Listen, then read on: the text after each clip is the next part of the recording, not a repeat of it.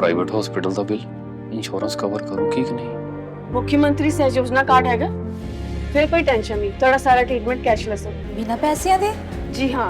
ਹਰੇਕ ਨਾਗਰਿਕ ਜਿਹੜਾ ਹੈ ਉਹ ਮੁੱਖ ਮੰਤਰੀ ਸਿਹਤ ਕਾਰਡ ਜਦੋਂ ਬਣ ਗਿਆ ਤਾਂ ਉਹ 10 ਲੱਖ ਰੁਪਏ ਦਾ ਮੁਫਤ ਤੇ ਕੈਸ਼ਲੈਸ ਜਿਹੜਾ ਇਲਾਜ ਕਰਾਉਣ ਦੇ काबिल भी होगा, एलिजिबल भी होगा। पंजाब सरकार लेकर आई है दुनिया की पहली सेहत योजना। अब पैसे के कारण पंजाब का कोई भी नागरिक बढ़िया इलाज से वंचित नहीं रहेगा।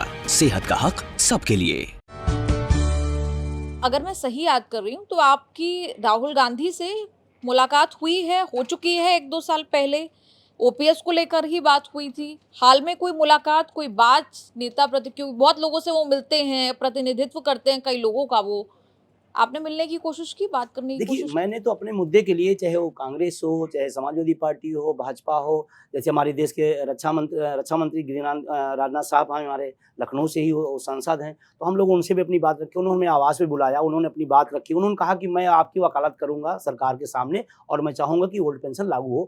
तो हम तो हर व्यक्ति से अपनी, क्योंकि हमारी फरियाद हमारा दर्द है, तो हम तो सबसे अपनी बात कह रहे हैं। राहुल गांधी से मुलाकात हुई है, अखिलेश जी से मुलाकात हुई है, तमाम सत्तारूढ़ दल के लोगों, कई आपको मजेदार बात बताऊं, आपको बीजेपी के कई सांसदों ने हमारे पक्ष में पत्र लिखा है कि माननीय प्रधानमंत्री जी, ये एनपीएस ठीक नहीं है कर्मचारियों के लिए, देश के प्रदेश के लिए नहीं।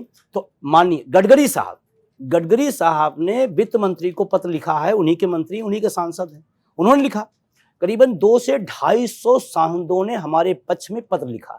इवन देन हम जहाँ बैठे हैं उत्तर प्रदेश में, माननीय योगी आदित्यनाथ साहब जब सांसद थे गोरखपुर 2013 में, इन्होंने भी ओल्ड पेंशन का बहुत खूबसूरत और शानदार पक्ष में हमारे लिखा है कि एनपीएस अच्छी नहीं है, देश में नहीं, कर्मचारी हित में नहीं, अतः पुरानी पेंशन लागू करते हुए एनपीएस का जो पैसा कटा है उसको विथ ब्याज वापस करने की कृपा करें। योगी आदित्यनाथ सांसद गोरखपुर, माननीय मनमोहन सिंह प्रधानमंत्री थे, उन्होंने लिखा है। तो ये जो सांसद लोग लिखे हैं, पार्टी को हो, चाहे सत्ता हो, चाहे विपक्ष हो, इसका मतलब कहीं ना कहीं जनता उनके पास पहुंच रही है, अपनी बात दर्द बता रहे हैं। तो और योगी साहब मान लीजिए हमारे 8 साल से मुख्यमंत्री हैं, चाहे तो उत्तर प्रदेश में लागू कर सकते हैं। ये राज्य का विषय राज्यों के लिए, केंद्र का विषय केंद्र का है, तो उनको भी लागू करना चाहिए। अब पता नहीं क्यों उनका पत्र उनको याद नहीं आ रहा है। हम लोगों ने कई बार उनको याद भी दिलाया, लेकिन उस पर कुछ कार्रवाई नहीं हुई। आप सरकारी कर्मचारी हैं तो आपको शुभकामनाएं कि सरकार ने 8वां वेतन आयोग बनाया है। अभी ये केंद्र सरकार के कर्मचारियों के लिए है और फिर इसके बाद राज्यों के लिए भी उसी पैटर्न पर सैलरी इंक्रीमेंट और सैलरी रिस्ट्रक्चरिंग का काम होगा। तो जो वेतन आयोग को लेकर आपकी कोई टिप्पणी है?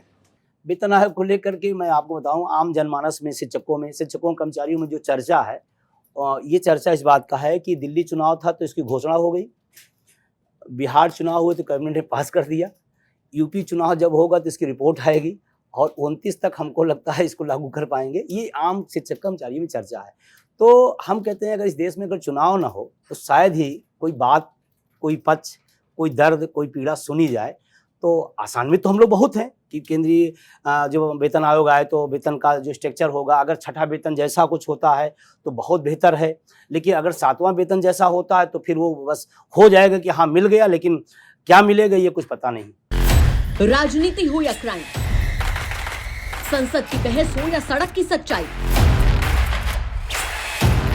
बाजार की चाल हो या रोजगार की तलाश, देश की चर्चा हो या दुनिया की हलचल,